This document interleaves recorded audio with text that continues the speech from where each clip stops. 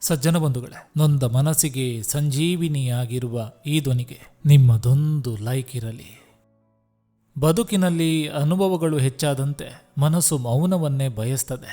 ಮಾತು ಮನುಷ್ಯನ ಗೆಲ್ಲುವಂತೆ ಇರಬೇಕು, ಕೊಲ್ಲುವಂತೆ ಇರಬಾರದು. ಕತ್ತಿಗಿಂತ ಹರಿತವಾದದ್ದು ಮಾತು. ಅದನ್ನ ತುಂಬಾ ಜಾಗರೂಕತೆಯಿಂದ ಉಪಯೋಗಿಸಬೇಕು.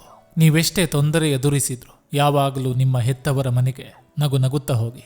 ಯಾಕಂದ್ರೆ ಆ ಒಂದು ನಗುವಿಗಾಗಿ ನಿಮ್ಮ ಹೆತ್ತವರು ತಮ್ಮ ಜೀವನದುದ್ದಕ್ಕೂ ಸಂಪಾದಿಸಿದನ್ನು ತ್ಯಾಗ ಮಾಡುತ್ತಾರೆ. ದೇವರು ಕೆಲವೊಂದು ಬಾರಿ ಎಲ್ಲವನ್ನೂ ನಾಶವಾಗಲು ಬಿಡುತ್ತಿದ್ದಾರೆ ಅಂದ್ರೆ ಭಯಪಡಬೇಡಿ. ಯಾಕಂದ್ರೆ ಆತನು ನಮಗೆ ಹೊಸ ಮಾರ್ಗವನ್ನು ಏರ್ಪಡಿಸುತ್ತಿದ್ದಾನೆ. ಕಾದು ನೋಡು ಸಾಕು, ಕರ್ಮವೇ ಒಂದು ದಿನ ಎಲ್ಲ ನಾಟಕದ ಮುಖವಾಡ ಬಿಚ್ಚಿಡ್ತದೆ. ನಾವು ಹೋರಾಡಬೇಕಾಗಿರುವುದು ನಮ್ಮ ಬದುಕಿನ ಜೊತೆ, ನಮ್ಮ ಬೆನ್ನ ಹಿಂದೆ ಮಾತನಾಡುವವರ ಜೊತೆಯಲ್ಲ. ಅಂಜಿ ಬದುಕಬೇಕಾಗಿರುವುದು ಭಗವಂತನಿಗೆ ಹೊರತು ಎಲುಬಿಲ್ಲದ ನಾಲಿಗೆಯಿಂದ ನಮ್ಮ ಬಗ್ಗೆ ಕೆಟ್ಟದಾಗಿ ಮಾತನಾಡುವವರಿಗಲ್ಲ. ತಿಳಿಯಬೇಕು ಎಲ್ಲರ ಗುಟ್ಟು, ಬದುಕಬೇಕು ಕೆಲವರನ್ನು ದೂರ ಇಟ್ಟು. ಈ ಪ್ರಪಂಚದಲ್ಲಿ ಯಾರೂ ಕೂಡ ಪರಿಶುದ್ಧರಲ್ಲ, ಪರಿಪೂರ್ಣರೂ ಅಲ್ಲ.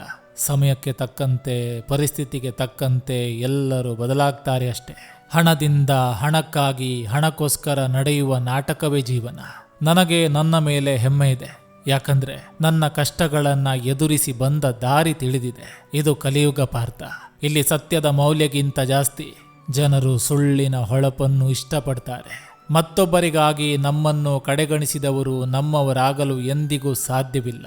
ನಮ್ಮೆದುರಿಗೆ ನಮ್ಮಂತೆ ಇದ್ದರೆ ಅದು ಬೂಟಾಟಿಕೆ ಮಾತ್ರ.